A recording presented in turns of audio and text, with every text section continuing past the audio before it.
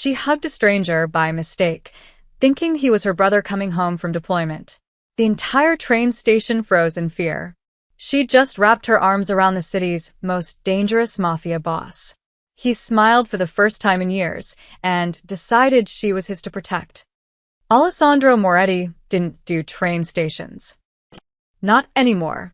Not since he'd climbed from the streets of Brooklyn to the top of New York's most feared crime family. But tonight, the Lexington Avenue station was the fastest exit after the meeting in Midtown had gone sideways, and his driver was 20 blocks away stuck in traffic. Rain hammered the pavement outside, turning the street into a river of brake lights and taxi horns. Inside, the station smelled like wet concrete and too many people pressed too close together.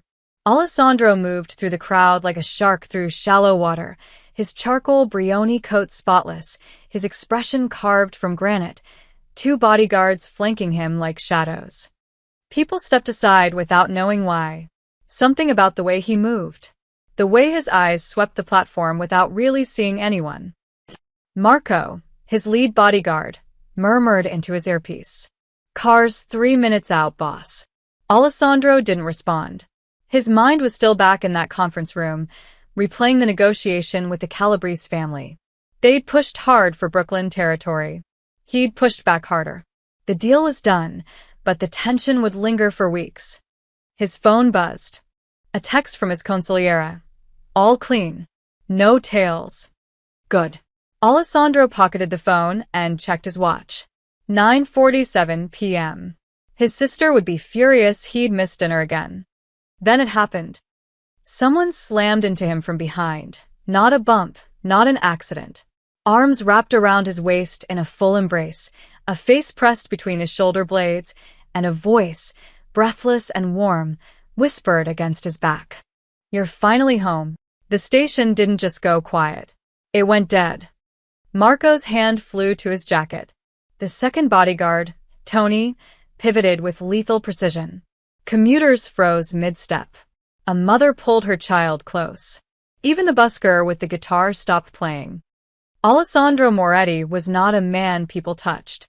Ever. He could feel his men coiled like springs, waiting for his signal. One word, and this person hugging him would be on the ground, surrounded, possibly worse. His own hand had instinctively moved toward the weapon at his hip. But then he registered something unexpected. The arms around him were shaking. Not with aggression. With relief. With joy.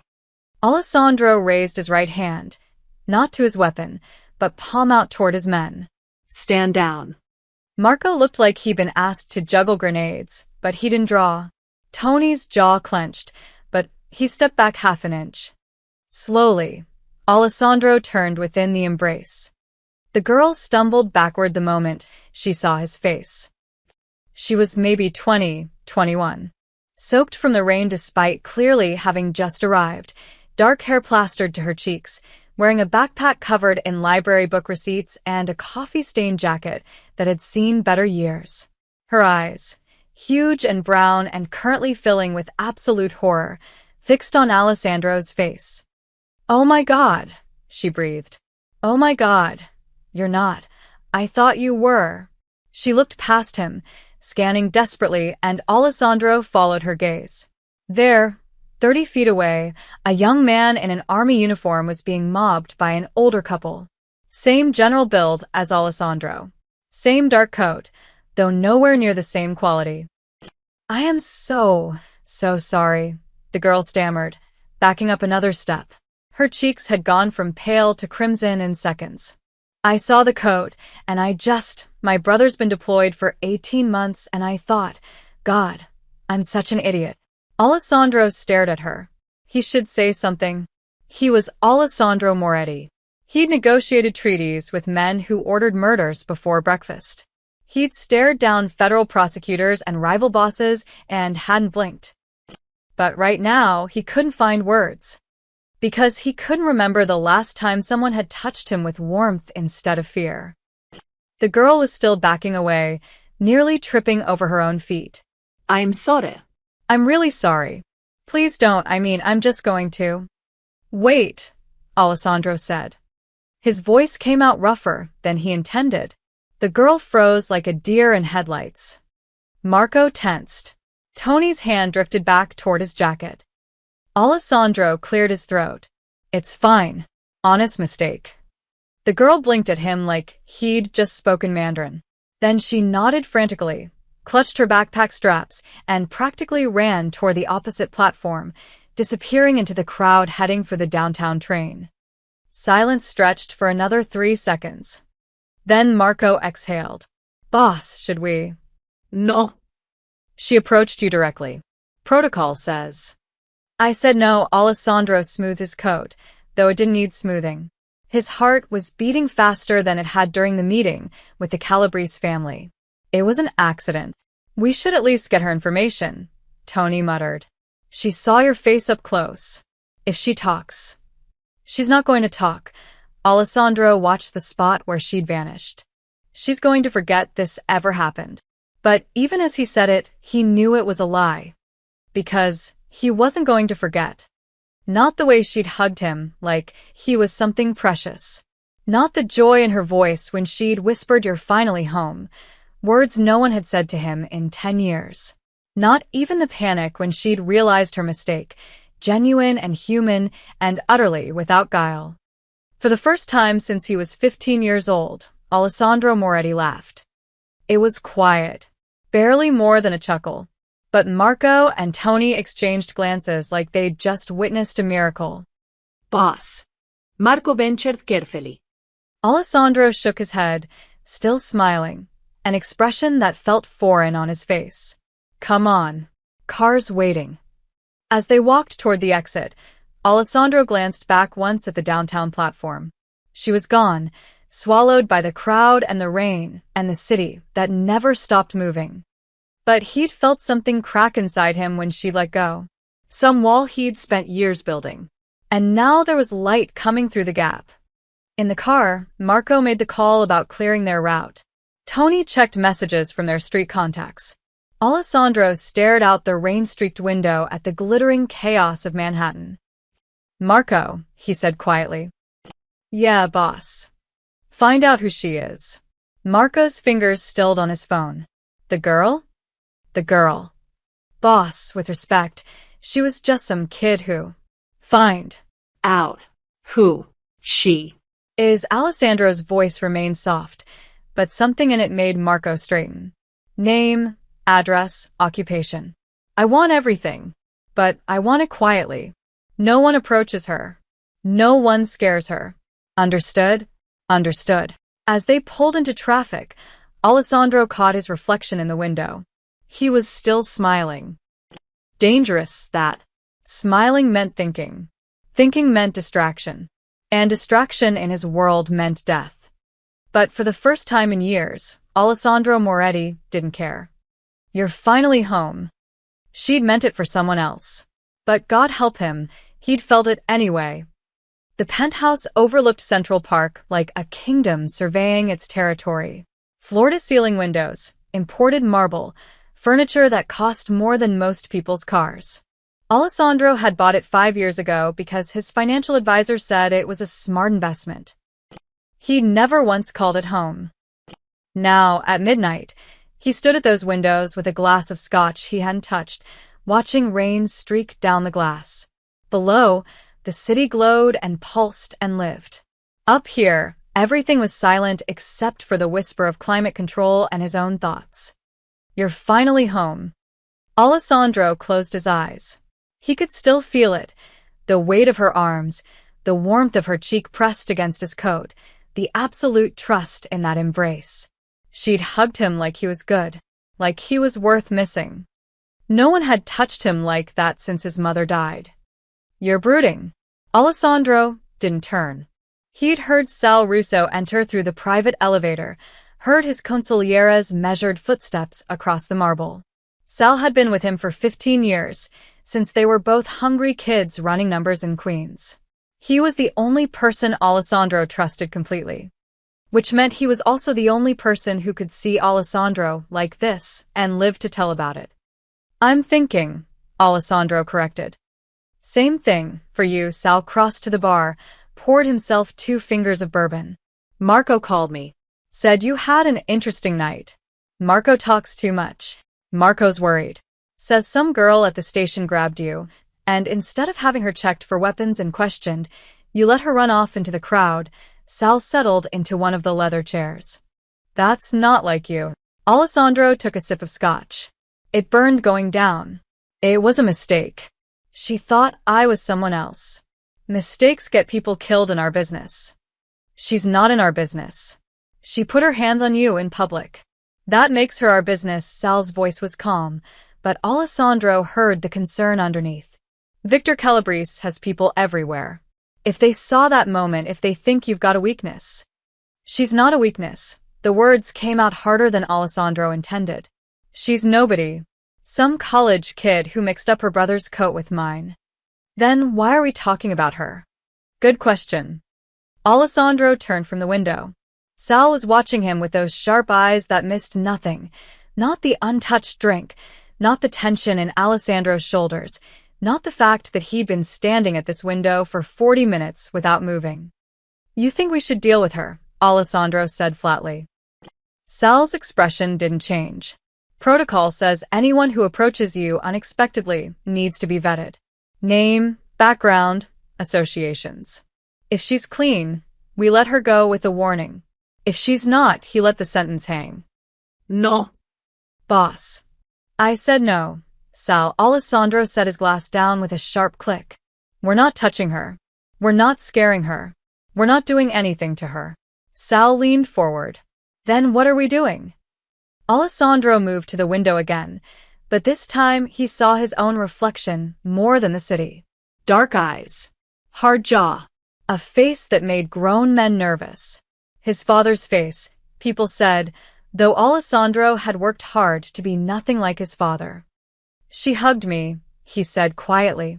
Silence filled the room. What? Sal asked finally. She hugged me, Sal. Not because she wanted something. Not because she was scared. Not because I paid her or threatened her. Alessandro's hands curled into fists at his sides. When was the last time someone touched me like that? Like I was human? Sal's face softened. He'd known Alessandro long enough to understand what wasn't being said. The years of isolation, the calculated distance Alessandro kept from everyone, the way power had built walls around him that no one could cross. Boss, Sal said carefully, you know better than anyone what happens when we let personal feelings interfere with. I'm not interfering with anything. I just want to know who she is. And then what? Alessandro didn't have an answer for that. Sal stood, walked over, and put a hand on Alessandro's shoulder, a gesture almost no one else would dare. Listen to me. You're tired. It's been a long month with the Calabrese negotiations. You're seeing something that isn't there because you want to see it. Maybe. This girl, whoever she is, she lives in a different world than us. A clean world. You start pulling at that thread, you're going to unravel her whole life. And for what? A hug that wasn't even meant for you. The words hit harder than Sal probably intended. A hug that wasn't even meant for you. Alessandro knew that. Of course he knew that. She'd been looking at the coat, not the man inside it. But God, for just a moment, he'd felt like someone's homecoming instead of someone's nightmare.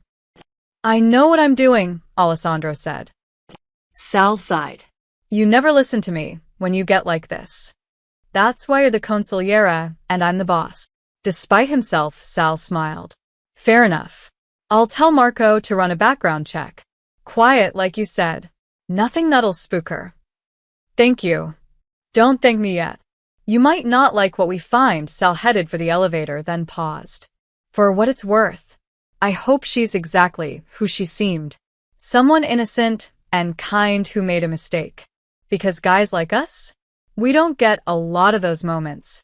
The elevator doors closed, leaving Alessandro alone again. He returned to the window. The rain had stopped, and the city sparkled like broken glass.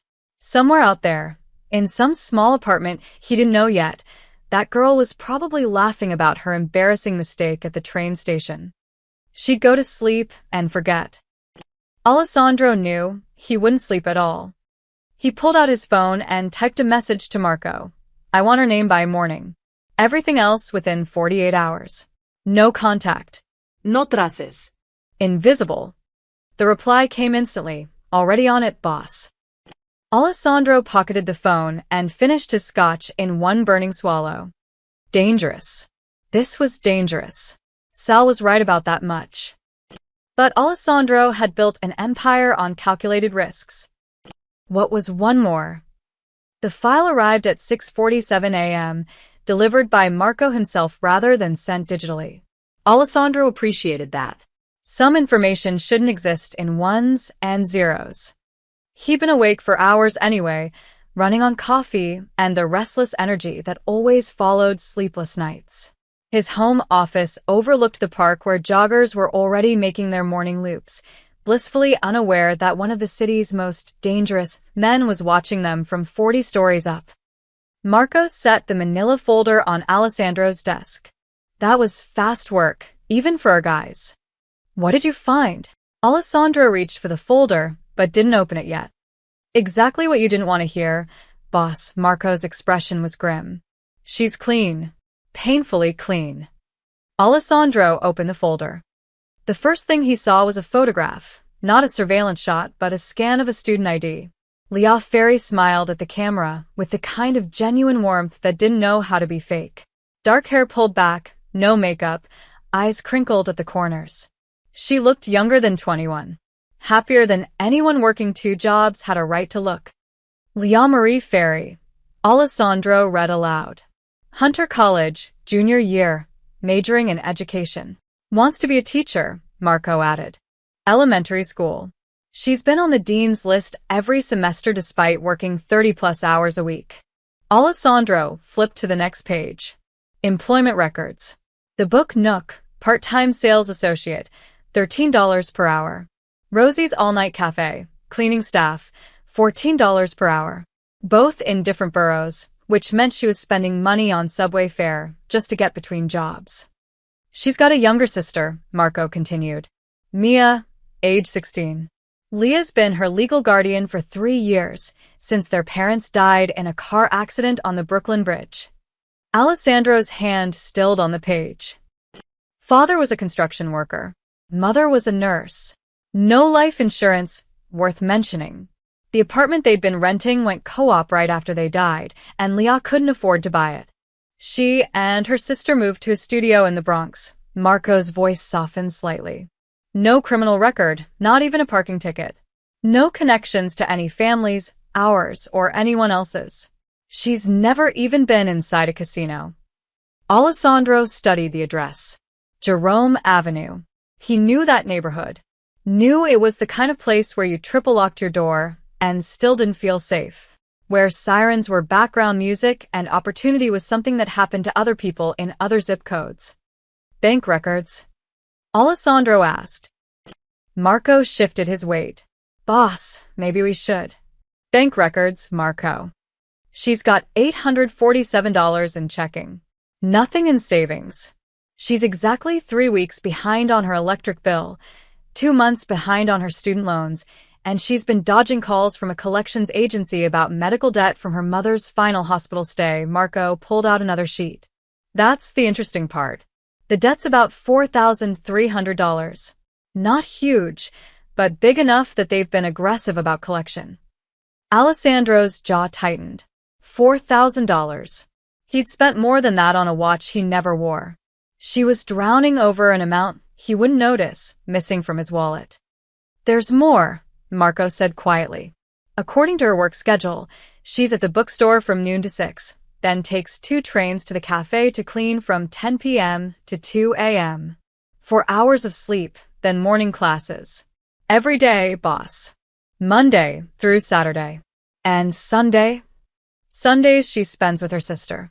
There's a church a few blocks from their apartment, St. Augustine's.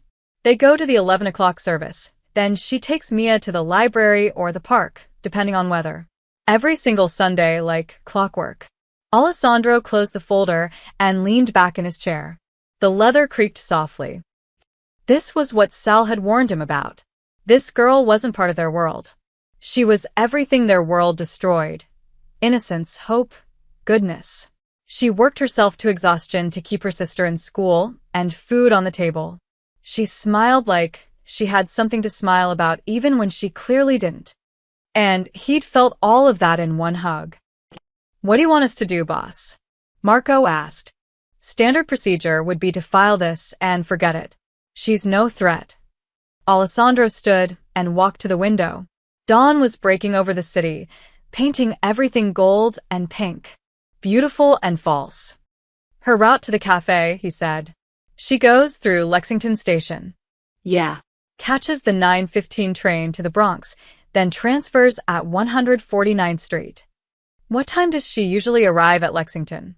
Marco's eyes narrowed. "Boss." "What time, Marco?" A long pause. "Around 9:10. Gives her a few minutes before the train." Alessandro checked his watch. He had a meeting with his accountant at 10, another with the heads of his legitimate businesses at noon. Nothing that required him to be anywhere near Lexington Avenue Station at 9:10 p.m. Nothing except a girl who'd hugged him by mistake and somehow cracked something open inside him. "Tell Vincent to adjust my evening route," Alessandro said. "I want to pass through Lexington Station around 9. "Boss, that's the opposite direction from." "I didn't ask for navigation advice, Marco. I said adjust the route." Marco's expression cycled through concern, confusion, and resignation before landing on acceptance. "And if she sees you?" "She won't." Alessandro returned to his desk and slid the folder into his drawer, locking it. "I just want to make sure she gets home safely. That neighborhood isn't safe at 2 in the morning. We could have someone tail her. Professional. She'd never know." "No," Alessandro's voice was firm. "No one approaches her. No one follows her home. I'll just be in the area. That's all." Marco studied him for a long moment. "You know this is crazy, right?" "Noted. You're Alessandro Moretti. You don't do train stations, and you definitely don't worry about college girls getting home safe." Apparently, I do now. Marco shook his head but couldn't quite hide his smile. "You're going soft, boss. Tell anyone that, and you'll find out exactly how soft I am." "Wouldn't dream of it." Marco headed for the door, then paused. "For what it's worth, she seems like good people. The kind that makes you remember not everyone in this city is rotten." After Marco left, Alessandro pulled out the folder again and looked at Leah's photograph. Leah Marie Ferry. Not just the girl anymore. A real person with a real life and real problems that had nothing to do with him. The smart thing would be to forget her. File this away and move on. But Alessandro hadn't gotten where he was by always doing the smart thing. He'd gotten there by trusting his instincts. And every instinct he had was telling him that this girl, this warm, genuine, struggling girl, was important somehow. He just had to figure out why. Day 3. Alessandro told himself it was just coincidence that his car happened to pass through Lexington Station at 9:12 p.m. That he just happened to glance out the tinted window and see Leah hurrying through the crowd with her backpack bouncing against her shoulders. She looked exhausted. Even from 50 feet away, he could see the tiredness in the way she moved. "Keep driving," he told Vincent, his driver. But the next night, they were there again at 9:10. And the night after that. By the third night, Alessandro stopped pretending it was coincidence. He'd positioned himself on a bench near the newspaper stand, dressed in a plain black jacket and jeans, nothing like the expensive suit from their first encounter. No bodyguards flanking him, just another commuter waiting for a train. Leah passed within 10 feet of him, phone pressed to her ear. "Mia, I told you, no. You can't go to Sarah's house on a school night." She sounded patient despite the fatigue. "I don't care if her mom said yes. I'm saying no. Because you have a geometry test tomorrow, and you barely studied. I love you too. I'll be home by 2:30. There's leftover pasta in the fridge." She ended the call and slumped against a pillar, closing her eyes for just a moment. Alessandro watched her take 3 deep breaths, straighten her shoulders, and paste on a smile before heading to her platform. He wondered if she ever let herself stop smiling, if she ever admitted how tired she was. His phone buzzed. A text from Marco. Everything okay, boss? You're not responding to emails. Alessandro silenced his phone. Day 4. The utility company wasn't easy to convince. I'm sorry, sir, the representative said over the phone, but we can't accept payment for someone else's account without proper authorization. Alessandro had expected this. The account holder is Leah Ferry, 2847, Jerome Avenue, apartment 4B. The balance is $287. I'm her, he paused. Uncle. She's been too proud to ask for help, but I can't stand knowing my niece and her sister are one disconnection notice away from losing power. That's very kind, sir, but we'd need Miss Ferry to authorize. Fine. I'll pay anonymously through your third-party payment system. You offer that option, correct? For gifts. Silence. Then, we do, yes. But. Perfect. I'll handle it now. Thank you. He hung up before she could protest further and had his accountant process the payment through 3 different shell companies. Untraceable. That same afternoon, Alessandro made another call. This one to the building superintendent of Leah's apartment complex, a man named Eddie Torres who, according to Marco's research, had a gambling problem and owed money to a crew in Queens. Mr. Torres, Alessandro said pleasantly. I understand you manage 2847 Jerome Avenue. Who is this? Someone who can make your debt disappear if you do something very simple for me. 10 minutes later, Eddie agreed to have the broken heating unit in apartment 4B repaired immediately at no cost to the tenant. Building maintenance issue, he'd tell her. Should have been fixed months ago. Alessandro felt a strange satisfaction as he ended the call. This was power. Not the violent kind he'd grown up with, but the kind that could change someone's life without them ever knowing. Day 5. Alessandro should have stayed in the car. That was the smart play. Watch from a distance, make sure she got on her train safely, then leave. But he'd seen the drunk man stumbling toward her on the platform, and something in Alessandro's chest had gone cold and sharp. Leah was reading a worn paperback, waiting for her train, when the man approached. Late 40s, reeking of whiskey even from 20 feet away. Hey, sweetheart. The drunk slurred, leaning too close. Whatcha reading? Leah shifted away. Nothing. Excuse me. Don't be like that. Just trying to be friendly, he grabbed her arm. Alessandro was moving before he'd made the conscious decision to move. But Marco and Tony were faster. They appeared on either side of the drunk like ghosts materializing from smoke. Marco's hand closed on the man's wrist, not violently, but with enough pressure to make the drunk gasp and release Leah. Time to go, Tony said quietly. Sobering up Tank at the precinct is nice this time of year. I didn't do nothing. You touched the lady when she said excuse me. That's something. Marco guided him firmly toward the stairs. Come on. Let's get you some coffee and a holding cell. They disappeared with the drunk between them, leaving Leah staring after them in confusion. She looked around, maybe searching for whoever had sent them, but Alessandro had already melted back into the crowd. From his position behind a support column, he watched her board her train safely, the paperback clutched against her chest, her eyes still scanning the platform. In the car afterward, Marco slid into the front seat. That was close, boss. She almost saw you. Did she recognize you? Don't think so. We were just 2 guys breaking up a drunk. Happens all the time down here, Marco turned in his seat. But boss, we can't keep doing this. Sooner or later, she's going to notice the pattern. Alessandro knew Marco was right. 3 nights in a row now, he'd been at the station. The utility bill mysteriously paid. The heater fixed. The drunk removed with surgical precision. She's had a hard enough life, Alessandro said quietly.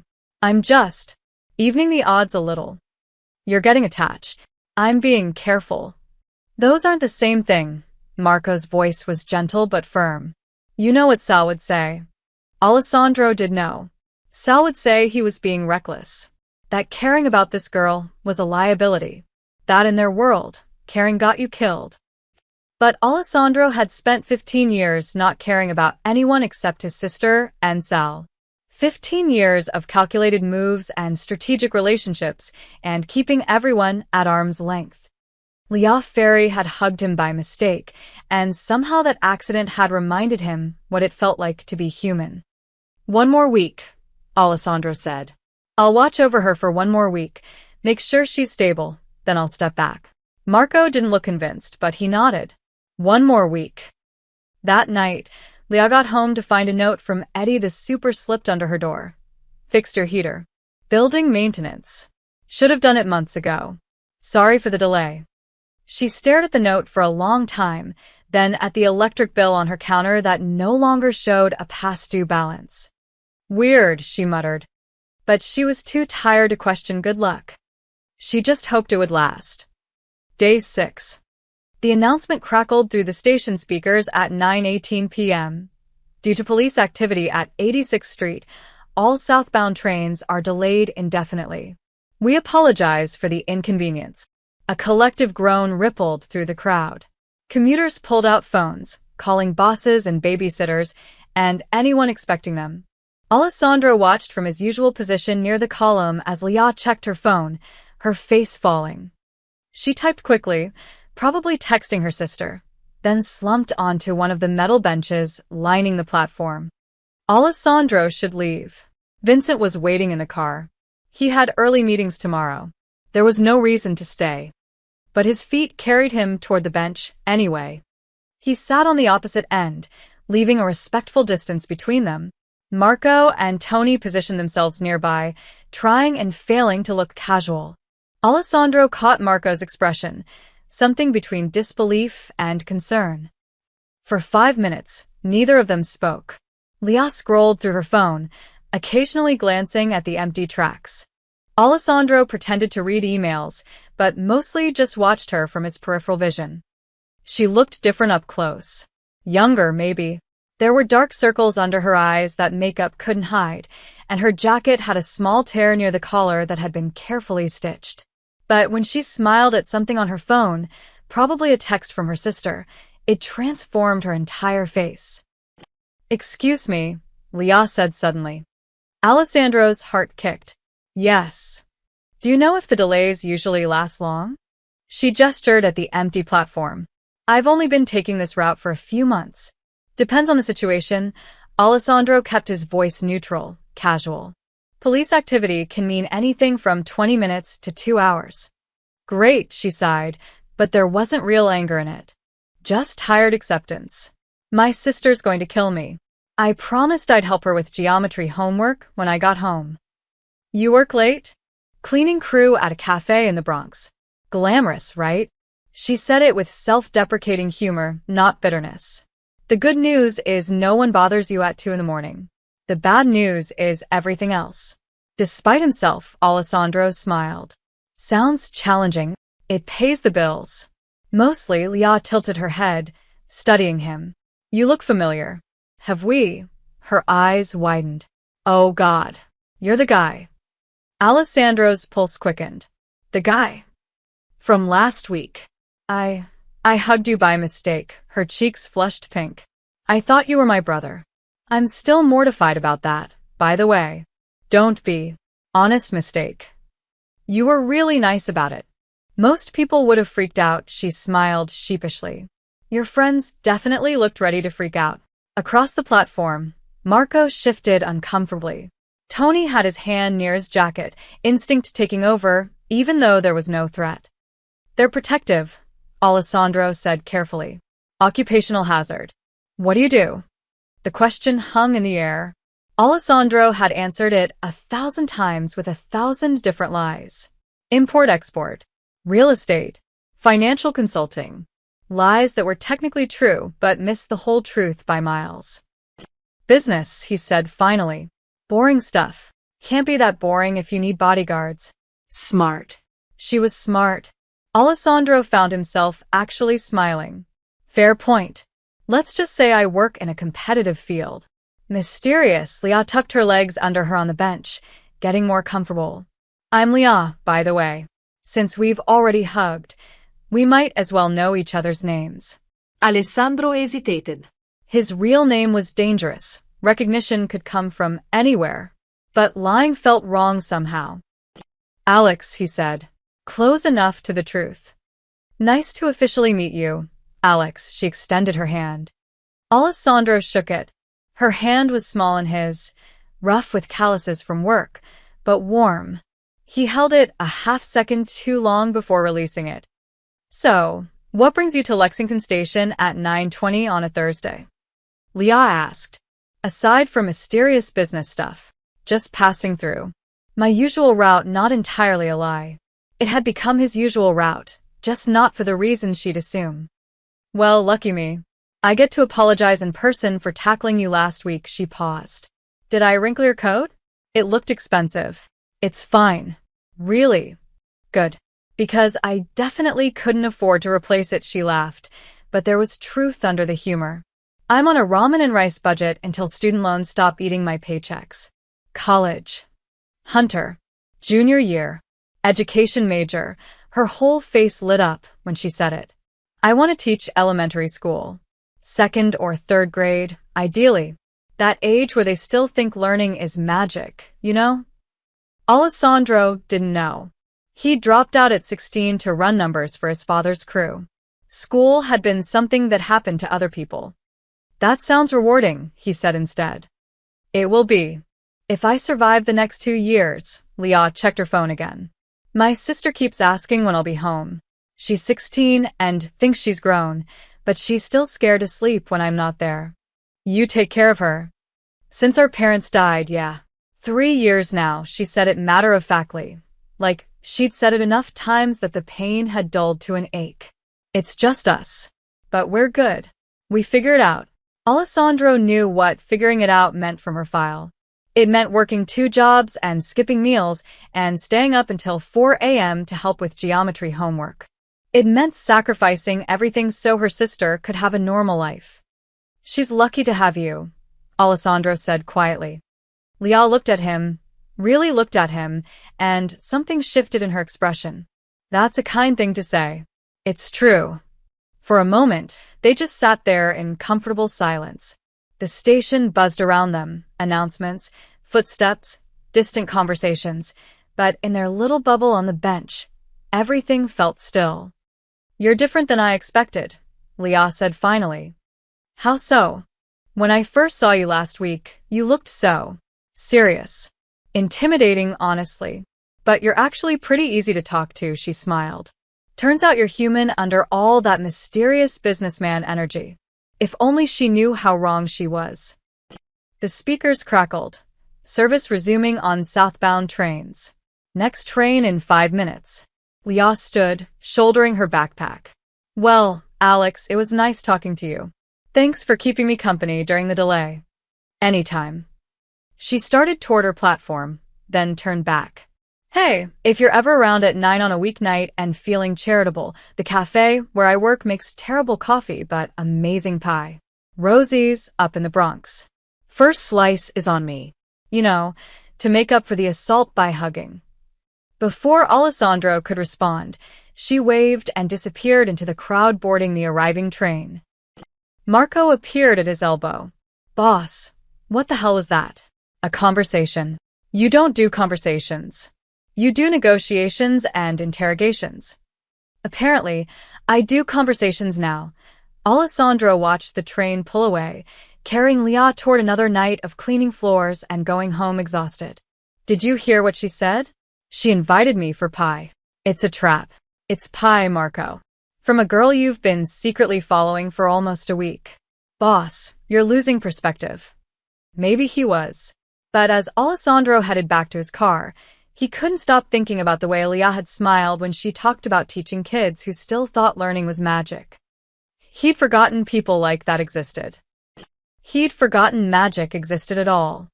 Day 7. Alessandro was reviewing quarterly reports when Marco burst into his office without knocking, something Marco never did. We have a problem, Marco said, phone in hand. Tony's been doing routine surveillance on the girl. I told you no surveillance. Boss, listen. He wasn't following her. He was just checking the neighborhood, making sure nothing looked off. Marco pulled up a video on his phone. This was taken an hour ago, outside her building. Alessandro watched the grainy footage. Two men in cheap suits cornering Leah against a brick wall. Even without audio, he could see her fear. Could see her clutching her backpack like a shield. Could see one of the men jabbing a finger in her face, while the other blocked her escape route. Who are they? Alessandro's voice had gone cold and flat. Small-time loan sharks. Crew out of Queens, Jimmy Scalisi's operation. Apparently, they've been trying to collect on her father's medical debt. The hospital sold it to collections sold it to these vultures. How much? $4,000, plus whatever interest they've invented. But that's not the worst part. Marco forwarded the video. Watch what happens next. The larger man grabbed Leah's arm. She tried to pull away. He yanked her closer, said something that made her face go pale. Alessandro's hand cracked the wooden armrest of his chair. Boss. Get Jimmy Scalisi on the phone. Now. Boss. Scalisi's technically not in our territory. I don't care about territory. I care that two of his mutts are putting their hands on an innocent girl over a debt that isn't even hers. Get him on the phone, or I'll drive to Queens and have the conversation in person. Marco made the call. 10 minutes later, Alessandro had Jimmy Scalisi on speaker. Alessandro. Hey, to what do I owe the pleasure? Jimmy's voice stripped false friendliness. You have two collectors working Jerome Avenue. Names? That'd be Polly and Ricky. Why? They stepping on your toes. They're harassing a college student over her dead father's medical bills. Silence. Then, yeah, well, that's business, Alessandro. The father signed the papers. The debt transfers to next of kin. That's how collections work. That's how legal collections work. Your boys put their hands on her today. That's not legal. That's not business. That's two grown men threatening a girl who can barely pay her rent. Look, I got bills too. Can't just forgive every sob story that. How much is the debt? With interest? About $6,000 now. Done. I'll have the money transferred within the hour. You pull your dogs off her immediately and permanently. If I hear they so much as looked at her again, we're going to have a very different conversation. Another pause. You're paying $6,000 for some random girl? Do we have a deal or not, Jimmy? Yeah, we got a deal. Jesus. Didn't know she was connected. She's not. But she is now. Alessandro ended the call and turned to Marco. Make the payment anonymous. Through enough channels that it can't be traced back to us. And I want confirmation that those two collectors have been reassigned to a different route by end of business today. On it, Marco hesitated at the door. Boss, you know she's going to wonder why they suddenly disappeared. She'll think she got lucky. Sometimes people do. Not in this city, they don't. Not without a reason.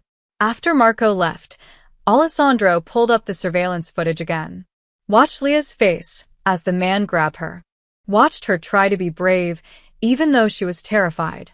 He'd seen enough fear in his life to recognize the real thing.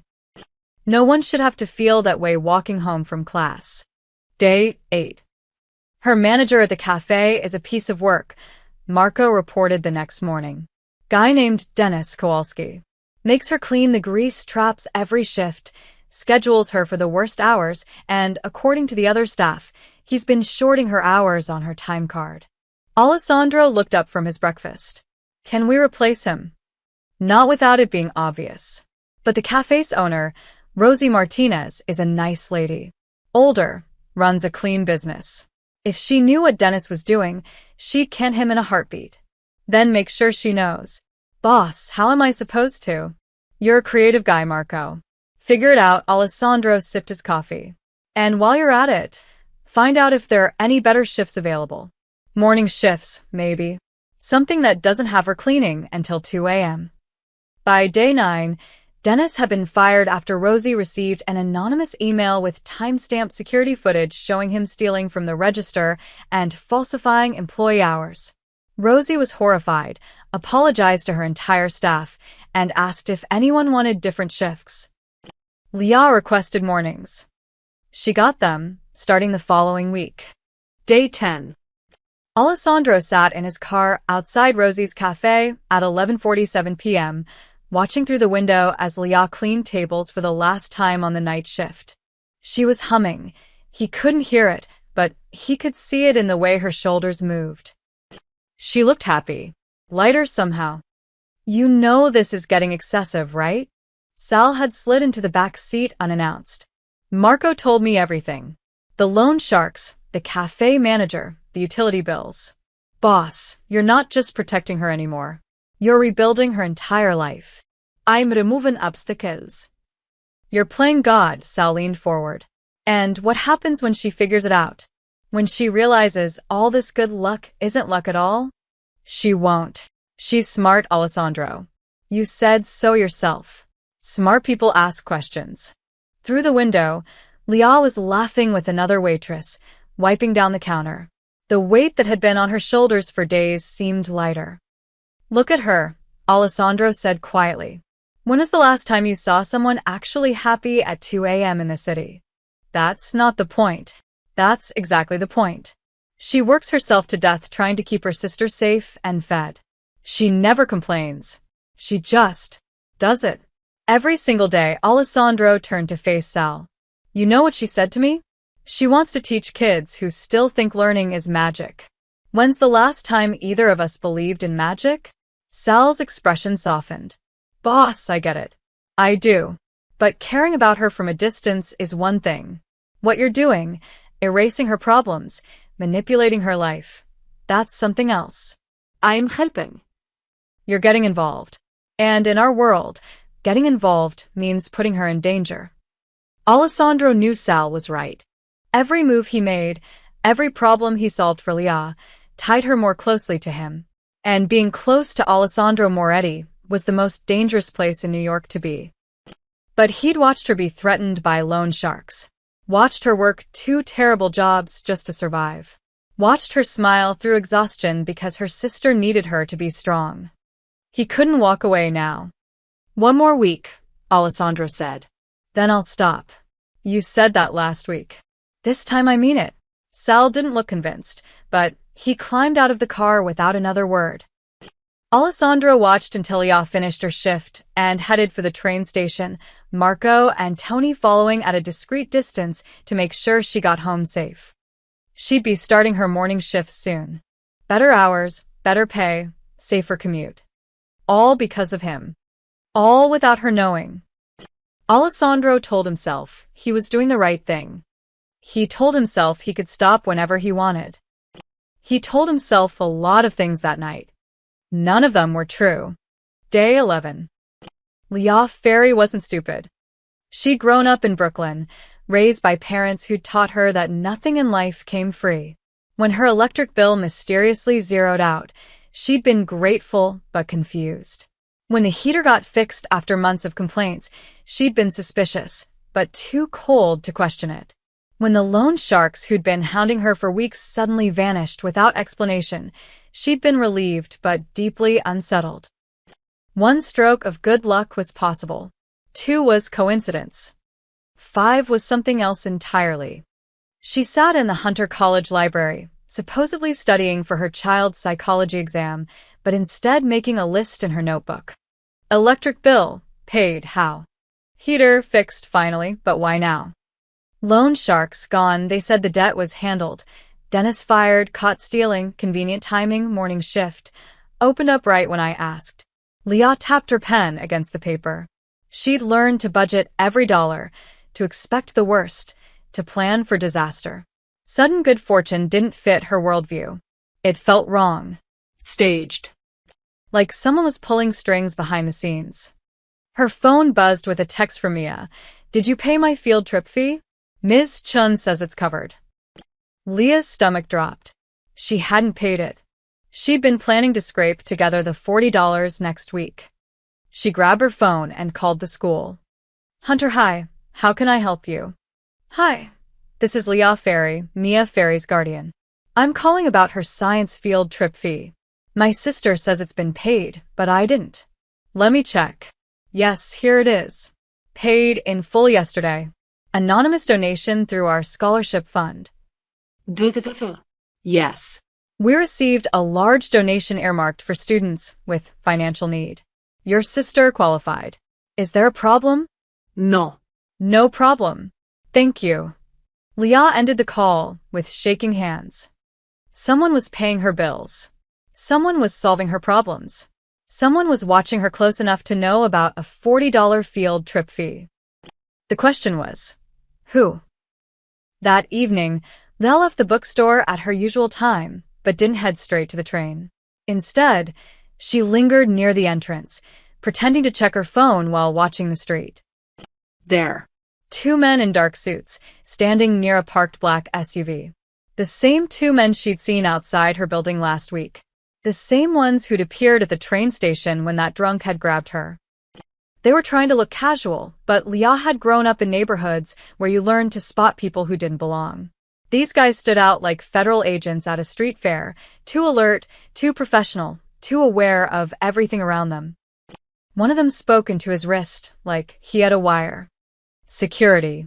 Or something worse. Leah's heart hammered. She should go to the train station, go to her shift, pretend she hadn't noticed. But anger was building in her chest. Anger at being watched, at being managed, at being treated like she couldn't handle her own life. She followed them. They walked 3 blocks to a coffee shop, ordered espressos, and sat at a corner table. Leah ducked into a bookstore across the street with a clear view through the window. She watched them for 20 minutes until a black town car pulled up. The rear window rolled down.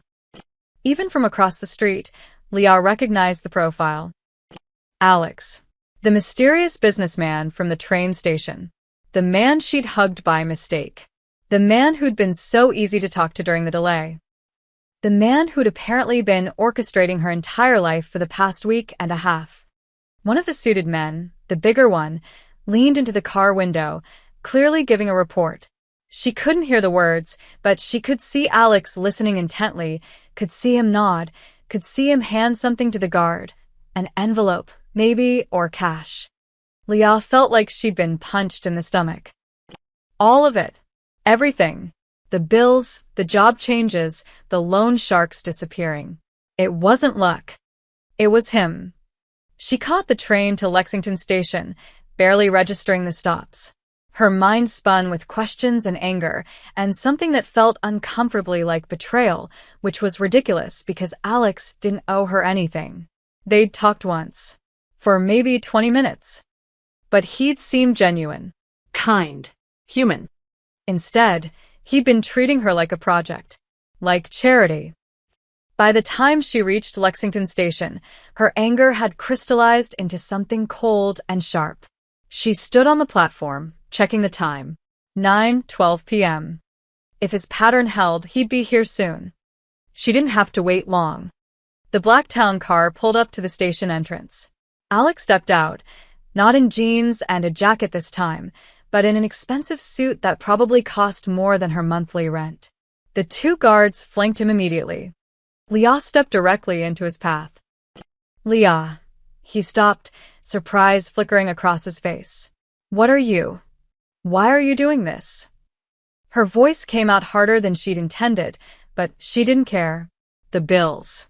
The job changes. The loan sharks who suddenly forgot I existed. That was all you, wasn't it? Alex's expression went carefully neutral. I don't know what you.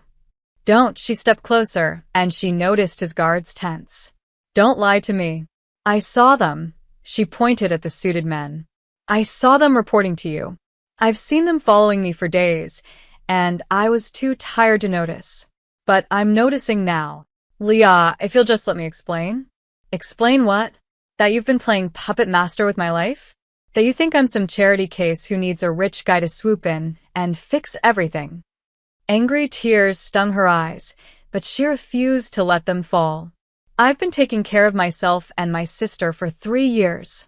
We've been fine. You were being threatened by loan sharks over a debt that wasn't yours. And I would have handled it. How? Alessandro's voice rose to match hers. By working yourself to death at 2 jobs? By skipping meals so your sister could eat? By hoping they'd just go away? That's my business. My life. You had no right. Her voice cracked. You had no right to make me feel like things were finally getting better when it was all just you playing God. Do you have any idea how that feels? To think maybe, finally, things were turning around, only to find out it's all fake. It's not fake. The problems are gone. You're safe. That's real. But it's not earned. It's not mine. She backed away from him. I don't even know you. We talked for 20 minutes and suddenly you're rearranging my entire life? What kind of person does that? Alessandro opened his mouth, then closed it. What could he say? That he'd been drawn to her warmth? That her hug had cracked something open inside him? That watching her struggle had become unbearable? All of it sounded insane. I was trying to help, he said quietly. I didn't ask for your help. Leah's voice was steady now, cold. I don't want it. Whatever this is, whatever you think you're doing, stop. Leave me alone. I mean it. She turned and walked toward the downtown platform, her shoulders rigid with anger. Leah, wait. She didn't turn around, didn't look back. Alessandro watched her disappear into the crowd, every instinct screaming at him to follow her, to make her understand, to fix this. But Marco's hand on his shoulder stopped him. Let her go, boss. She needs space. Alessandro's hands curled into fists. He'd solved her problems. He'd made her life easier. He'd protected her. And somehow, he'd made everything worse. Day 12. Alessandro stood at the window of his penthouse at 9:15 p.m., looking toward the distant lights of Lexington Station. He didn't go. Hadn't gone since Leah confronted him. Leave me alone. I mean it. Her words played on repeat in his head. Behind him, Sal cleared his throat. The Westchester deal needs your signature. Alessandro didn't turn. Leave it on the desk. Boss, they need an answer by morning. Then they'll get one in the morning. Sal set the papers down with more force than necessary. You've been standing at that window for 40 minutes. She doesn't want to see you. Respect that. I am respecting it. No, you're brooding. There's a difference. Sal moved to stand beside him. You did what I warned you not to do. You got involved. You let yourself care. And now you're paying the price. I helped her. You controlled her. There's a difference there too, Sal's voice gentled. Look, I get it. You saw someone good and innocent, and you wanted to protect that. But she's right. You didn't ask. You just decided you knew what was best, and did it anyway. That's not help. That's manipulation, even if your intentions were pure.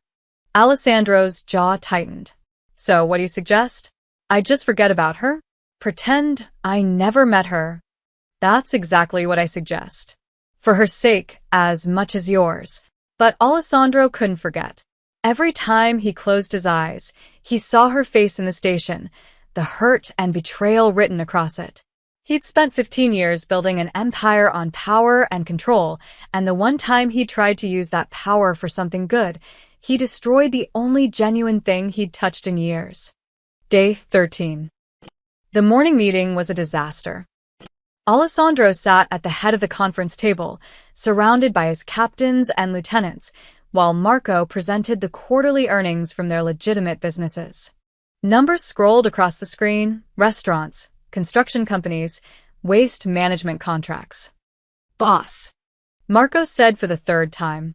Do you want to proceed with the union negotiations? Alessandro blinked. What? Marco exchanged glances with Sal. The union negotiations. For the construction crews. We've been discussing it for 20 minutes. Right. Yes. Proceed. With which offer? The 12% or 15% wage increase. Alessandro had no idea. He hadn't heard a word of the presentation. Boss, are you feeling okay? Tony asked carefully. I've fine. 15%. Done. Alessandro stood abruptly. Marco, finish the meeting. I have calls to make. He left before anyone could respond. In his office, Alessandro pulled up the security feed he wasn't supposed to have, the one Marco had quietly maintained despite orders to stop surveillance. It showed the entrance to Leah's apartment building. She'd left for class at 7:45 a.m. Hadn't returned yet. Her new morning shift at the cafe started at 6 a.m. tomorrow. She was avoiding her usual routes, taking different trains, making sure she wouldn't run into him. It was smart, self-protective. It made Alessandro's chest ache. His phone buzzed. A text from his sister, Isabella. You missed Sunday dinner again. Maria made your favorite.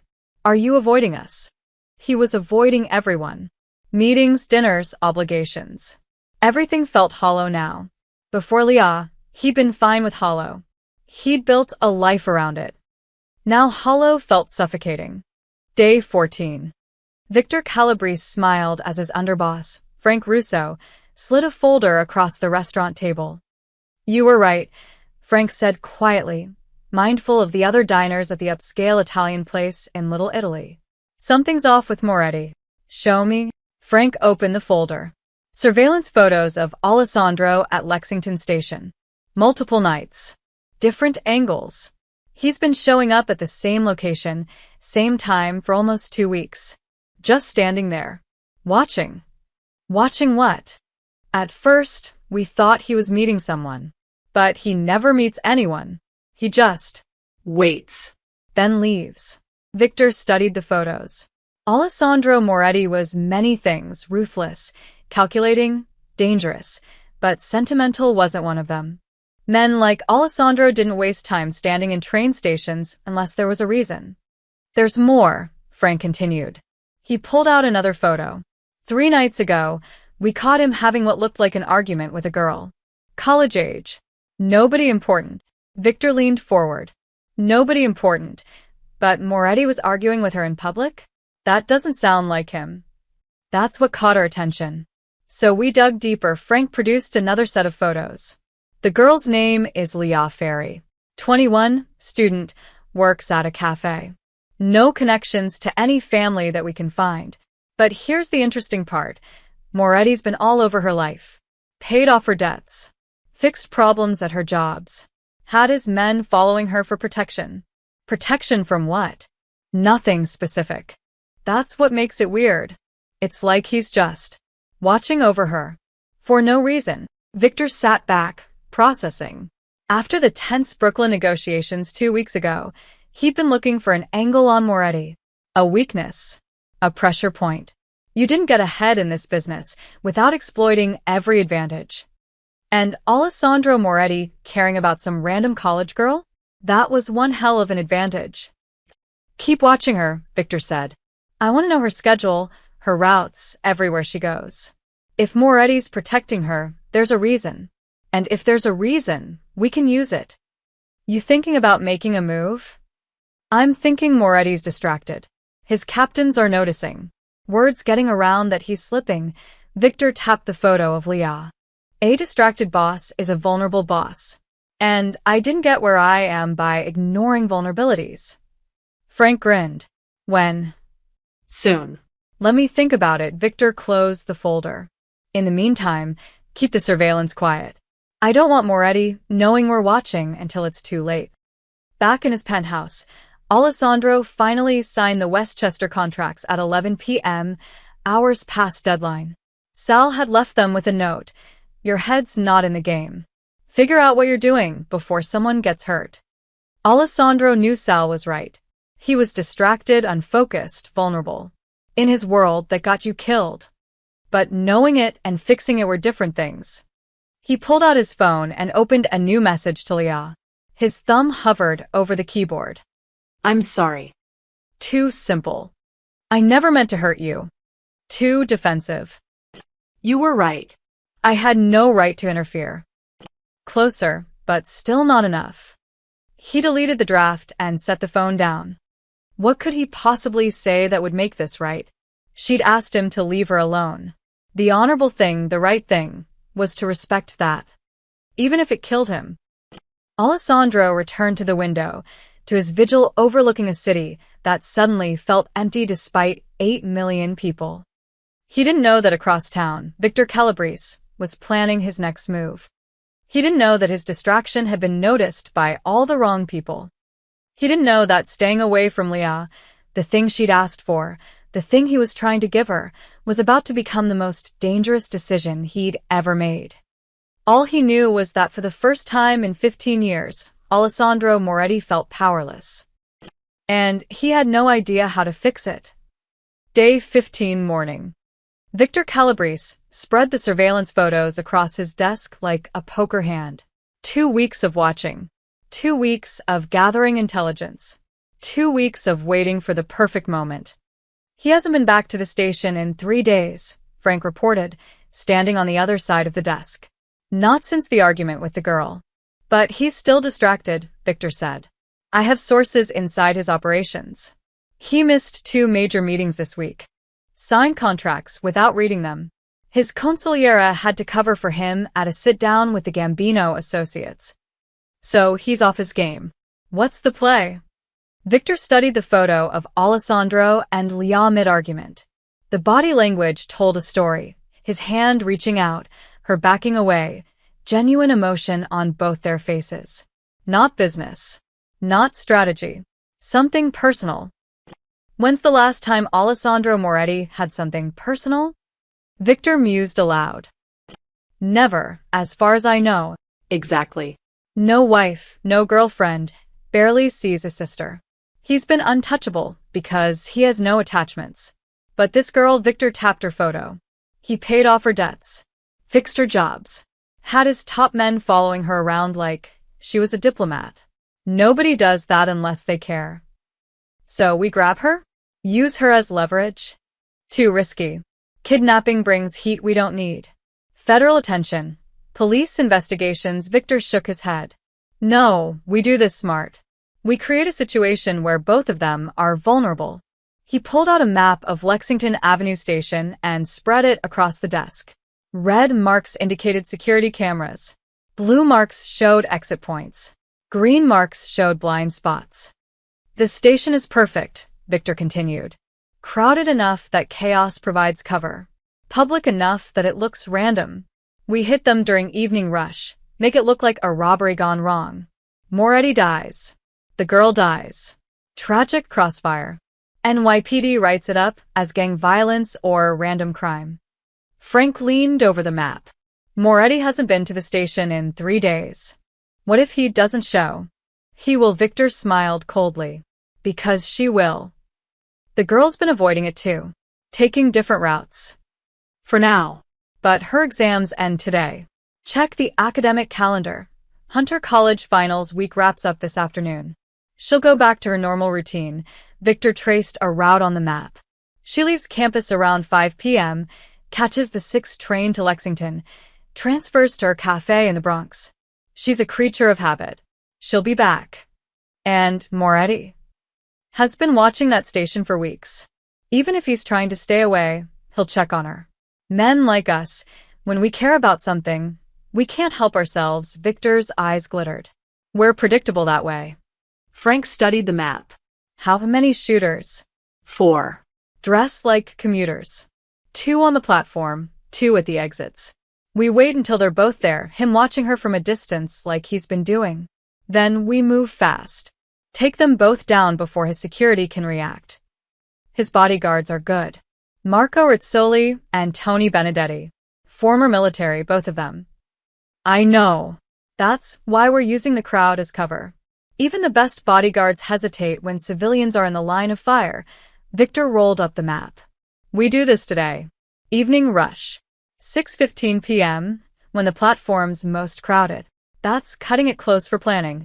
The longer we wait, the more chance Moretti gets his head back in the game. Right now, he's vulnerable. Distracted. Emotional. We strike while the weakness is there. Frank nodded slowly. What about cleanup? Our guys dump their weapons in 3 different locations, scatter into the subway system. We'll have cars waiting at multiple stations. By the time NYPD sorts out what happened, we're ghosts. Victor closed the folder. And Alessandro Moretti is history. Day 15 afternoon. Leah emerged from her last exam feeling like her brain had been wrung out and hung to dry. Child psychology. 3 essays and 50 multiple-choice questions about developmental stages and learning theories. She was done. Finally done with finals week. Her phone buzzed with a text from Mia. How'd it go? Survived. Heading home. Want pizza tonight? Yes. Extra cheese? Obviously. See you at 7. Leah shouldered her backpack and headed for the subway. She'd been taking the longer route for 3 days, 2 extra transfers, 40 minutes added to her commute, to avoid Lexington Station.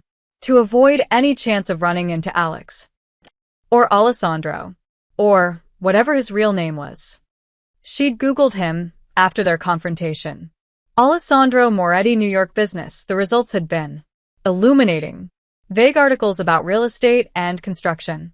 Carefully worded pieces about his business interests, nothing explicit, but reading between the lines wasn't hard.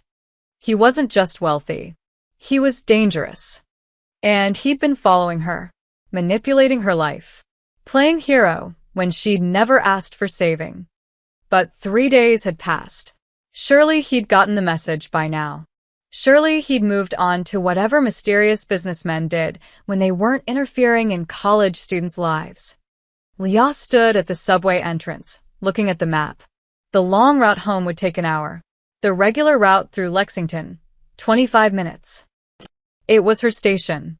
She'd been using it for months before Alex had shown up. Why should she keep inconveniencing herself because of him? Besides, finals were over. She had 4 days off before her shift started again.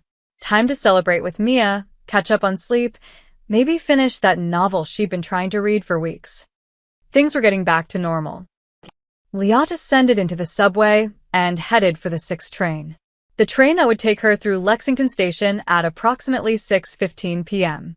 Across town, Alessandro sat in his office signing documents without reading them, the way he'd been doing for 3 days. Marco watched with barely concealed concern. Boss, you need to eat something. Ai fine. You've had coffee and nothing else since yesterday. I said I'm fine, Marco. His phone buzzed. A text from Isabella. If you miss Sunday dinner again, I'm coming to your office and dragging you out myself. Maria's making bracciole. Your favorite. 6 p.m. Don't make me hunt you down. Alessandro checked his watch. 4:47 p.m. He should go.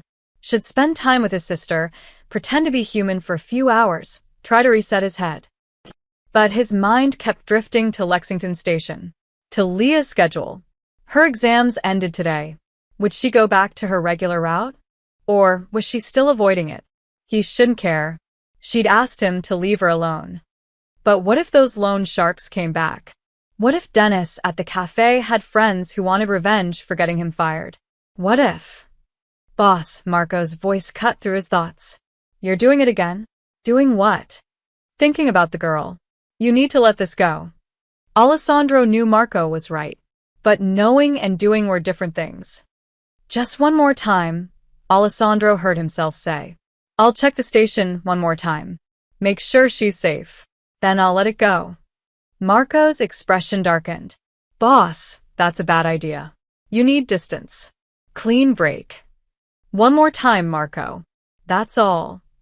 What Alessandro didn't know, what neither of them knew, was that Victor Calabrese's men were already in position.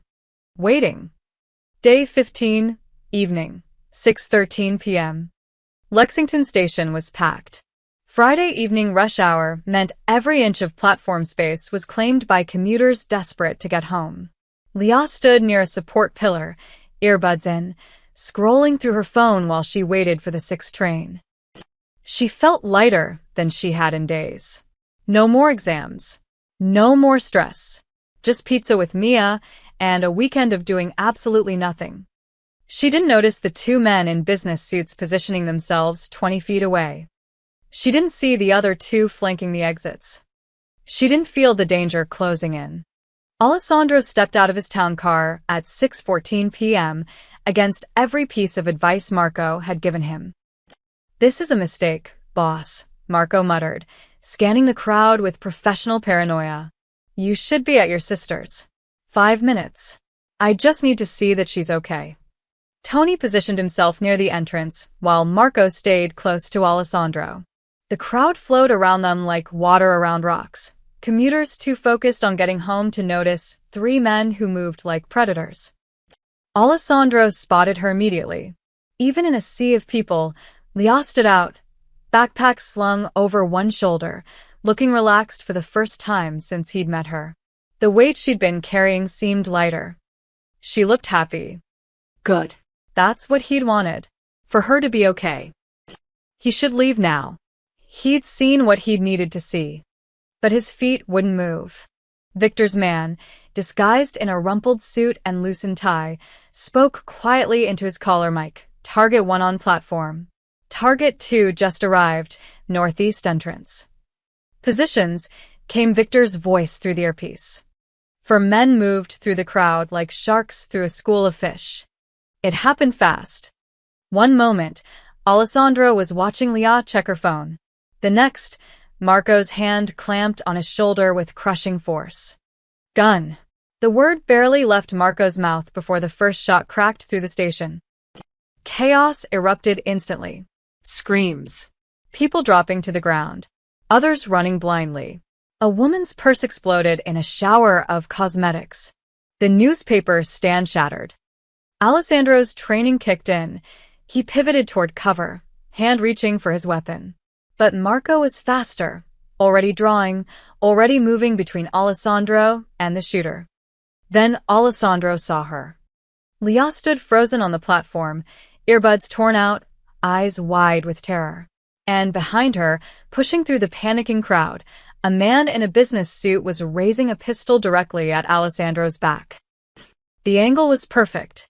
With the crowd diving for cover, the shooter had a clear line.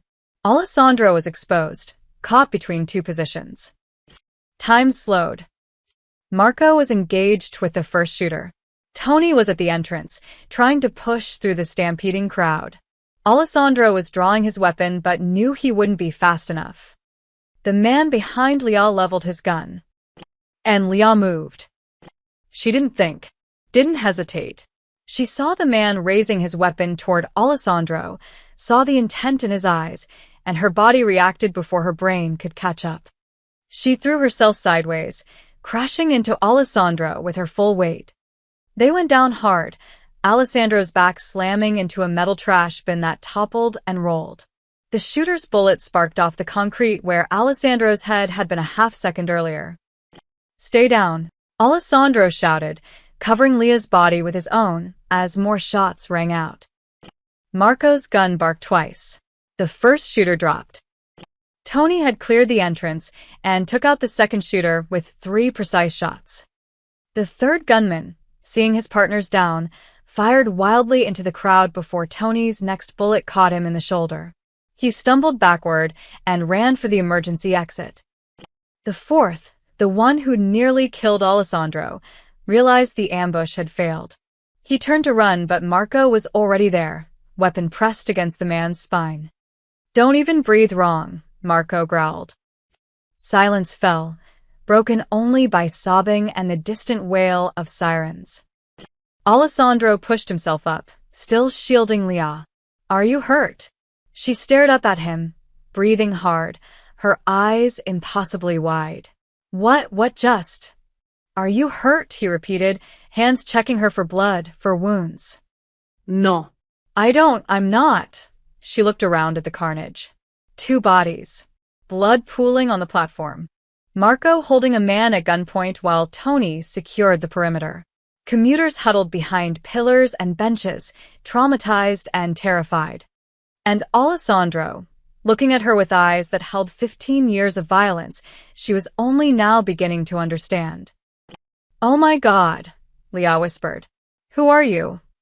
Alessandro helped her to her feet, his hand steady on her elbow, even though his own heart was hammering.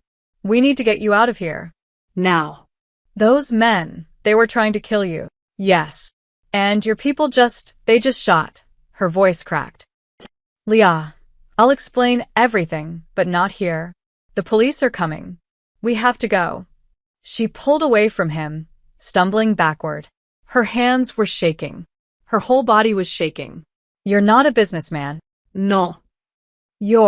She looked at Marco efficiently zip-tying the surviving shooter. At Tony speaking rapidly into his phone, coordinating an exit. at the professional way they moved, the way they neutralized four armed men in under 30 seconds. What are you? Alessandro met her eyes. There was no point lying now. She'd saved his life. She deserved the truth, even if it destroyed whatever small thing had existed between them. I'm exactly what you're thinking I am, he said quietly. And those men came here to kill me. But they would have killed you too, just because you were here. Because someone thought you mattered to me. The words hung in the air between them. Do I? Leah asked, her voice barely audible over the approaching sirens. Matter to you? Alessandro wanted to lie. Wanted to tell her she was nothing, nobody, just a girl he'd helped on a whim. Wanted to protect her from the truth. But he'd already lied enough. Yes, he said simply. That's the problem. Leah's eyes filled with tears, shock, fear, adrenaline, everything hitting at once. Marco appeared at Alessandro's shoulder. Boss, we need to move. Now. NYPD is 2 minutes out. She comes with us, Alessandro said. Boss. She saved my life, Marco. They saw her do it. If they report back to whoever sent them, she's a target. She comes with us, Alessandro turned back to Leah, his voice gentler. I know you told me to leave you alone. I know you hate me right now. But those men came here because of me, and now you're involved whether you want to be or not. Please. Let me keep you safe until we figure this out. Leah looked at the blood on the platform, at the frightened commuters, at the life she'd known crumbling around her. Then she looked at Alessandro, really looked at him, past the expensive suit and the dangerous reputation, at the man who'd been so careful not to scare her, who'd protected her even when she'd told him to stop, who was looking at her now like she was something precious and breakable. Okay, she whispered. Alessandro nodded once to Marco. Get her to the car. I'll be right behind you. As Marco gently guided Leah toward the exit, Alessandro looked back at the chaos they were leaving behind. Victor Calabrese had made his move. And he'd failed. But this was just the beginning. Day 16, 2:47 a.m. The safe house was in Westchester, a modest colonial tucked away on 3 acres of wooded property. Nothing flashy. Nothing that screamed, Mafia safe house. Just a quiet place where dangerous men went when the city became too hot. Leah sat on a leather sofa in the living room, wrapped in a blanket someone had draped over her shoulders. A mug of tea sat untouched on the coffee table. She'd been staring at it for 20 minutes, watching the steam rise and dissipate. Alessandro stood by the window, one hand braced against the frame, watching the darkness outside. Marco and Tony were stationed at different entry points. Sal had arrived an hour ago and was making calls in the kitchen, coordinating responses, managing fallout. The silence between Alessandro and Leah had stretched so long it had become its own presence in the room. Finally, Leah spoke. My sister. I need to call my sister. Already handled, Alessandro said without turning. Sal spoke to her. Told her you were helping a friend with an emergency and you'd be staying over tonight. She's fine. You had a stranger call my 16-year-old sister in the middle of the night. Would you prefer I'd done nothing? Left her wondering where you were? Leah's hands tightened on the blanket. I want to talk to her myself. Alessandro finally turned from the window. He looked exhausted, the first time she'd seen any crack in his composed exterior. In the morning, when you know what you're going to say, when you've processed what happened. And what did happen exactly? Leah's voice rose. Because I just watched people get shot. I watched your men kill 2 people without hesitation. I watched you. Her voice broke. I saved your life, and I don't even know why. Alessandro moved to the chair across from her, sitting down slowly. You saved my life because you're a good person who acts on instinct. You saw someone in danger, and you moved. That's who you are. Don't tell me who I am. You don't know me. I know you work 2 jobs to put your sister through school. I know you want to teach 2nd graders who still believe in magic. I know you've been taking care of everyone around you since you were 18 years old, and you've never once complained. Alessandro leaned forward, elbows on his knees. I know that when a drunk man grabbed you, your first instinct was to defuse rather than escalate. I know you apologized to me for a hug that was the best thing that's happened to me in years. Leah stared at him. What are you? You already know what I am. Say it. Alessandro held her gaze. I'm the head of the Moretti crime family. I run operations from Manhattan to parts of New Jersey. Construction, waste management, unions, some businesses that are legal and some that aren't. I make decisions that affect thousands of people. I've done things I'm not proud of. I've hurt people who deserved it, and some who probably didn't. He paused. I'm what you'd call a mobster. A criminal. A bad man. Then why did you help me? Because you hugged me. The simplicity of it hung in the air. Leah shook her head. That's not an answer. That's not a reason to pay someone's bills and rearrange their entire life. It is when you've spent 15 years having people fear you, avoid you, treat you like you're made of violence and nothing else. Alessandro's voice was quiet but intense. You threw your arms around me thinking I was someone you loved. For 5 seconds, I felt what it was like to be worth missing. To be someone's homecoming instead of someone's nightmare. So, you decided to play God with my life. I decided to protect something good. Something innocent. He ran a hand through his hair, a gesture so human it startled her. You were being threatened by loan sharks over a debt that wasn't yours. Working yourself to death because the world gave you no other choice. I had the power to fix that. So I did. Without asking me. Without asking you, he agreed. Because I knew what you'd say. You'd say no. You'd insist on handling it yourself. You'd keep struggling because accepting help felt like weakness. Alessandro leaned back. You were right to be angry. I took your agency away. I made decisions that weren't mine to make. But Leah, I watched you for days. Watched you smile through exhaustion. Watched you comfort your sister while barely keeping yourself together. I couldn't just walk away. Leah's eyes burned. You should have. Probably. But I didn't. And tonight, that choice almost got you killed.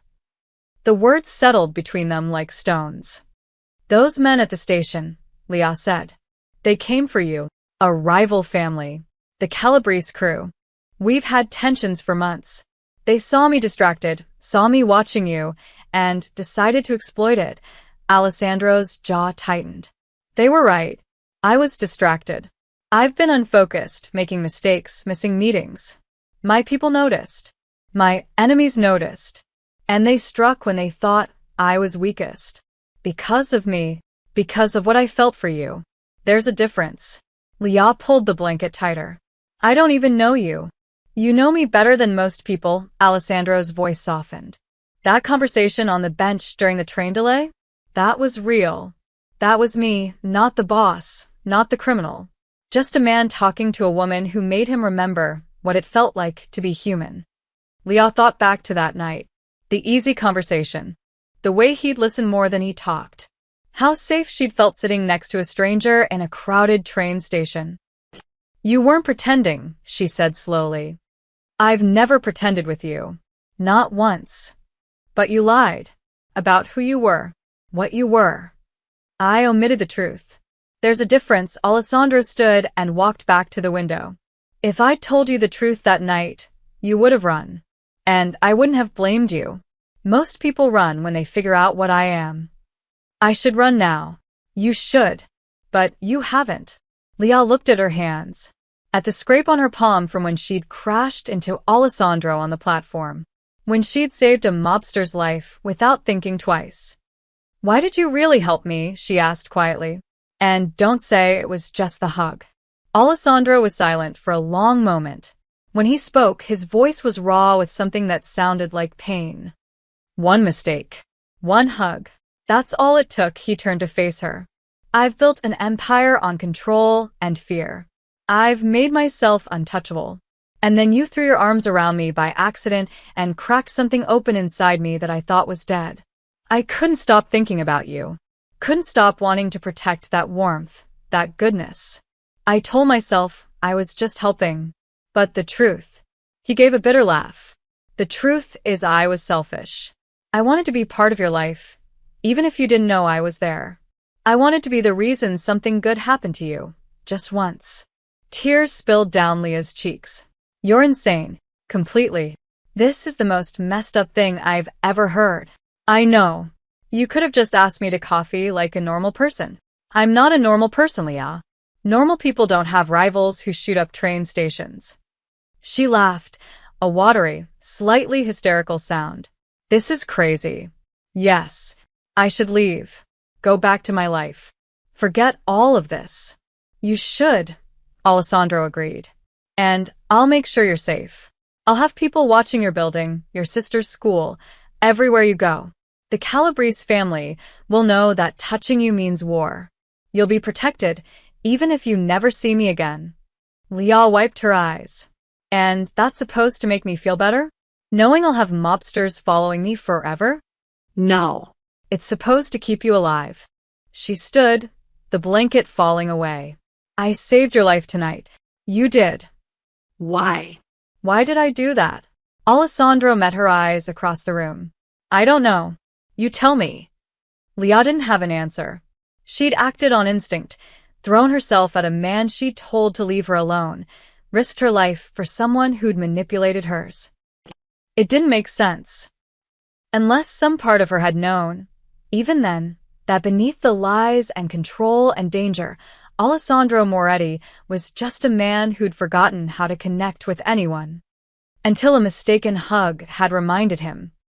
I need time, Leah said finally, to think, to process all of this. Take all the time you need. You're safe here. And then you decide. Stay in my life, in whatever way feels right. Or walk away, and I'll make sure you're protected from a distance. Alessandro's voice was steady, but his eyes held something desperate. Either way, Leah, you're not alone anymore. Whether you want it or not, you matter to me. That's not going to change. Leah nodded slowly and walked toward the guest room Sal had prepared. At the door, she paused. Alessandro. Yes. Thank you. For being honest. Finally. It's the least you deserve. She closed the door softly behind her, leaving Alessandro alone with his thoughts and the weight of everything he'd just admitted. For the first time in 15 years, he told someone the complete truth. Now, all he could do was wait to see if the truth was enough. 3 weeks later, the Calabrese family learned quickly that attacking Alessandro Moretti's weakness had been a fatal miscalculation. Victor's operation was dismantled within 72 hours. His warehouses were raided by federal agents who'd mysteriously received anonymous tips. His legitimate businesses faced sudden IRS audits. His key lieutenants were arrested on outstanding warrants that had been strategically ignored for years until suddenly they weren't. Victor himself was found by the FBI in a warehouse in Queens, sitting at a table with enough evidence of racketeering to put him away for 20 years. He went quietly, knowing that prison was safer than staying on the street with Alessandro Moretti hunting him. The message was clear. You don't touch what's his. But Alessandro had been careful. Surgical. He'd used legal channels where possible, leveraged his FBI contacts, called in favors from judges and prosecutors. No bodies. No violence. Just the systematic destruction of everything Victor had built. It was personal, but it was also business. And business, Alessandro had remembered, was what he was good at. Leah returned to her apartment after 4 days in the safe house. Alessandro had kept his word. Her debts were cleared through legitimate means this time, documented loans from a scholarship fund that actually existed. No mysterious interventions. No invisible hands. Marco and Tony maintained distant surveillance, but only until the Calabrese threat was neutralized. Then they disappeared, leaving Leah to resume her life without shadows. She didn't hear from Alessandro. No calls. No texts. No accidental meetings. He'd given her space, just like she'd asked. She should have been relieved. Instead, she found herself thinking about him constantly.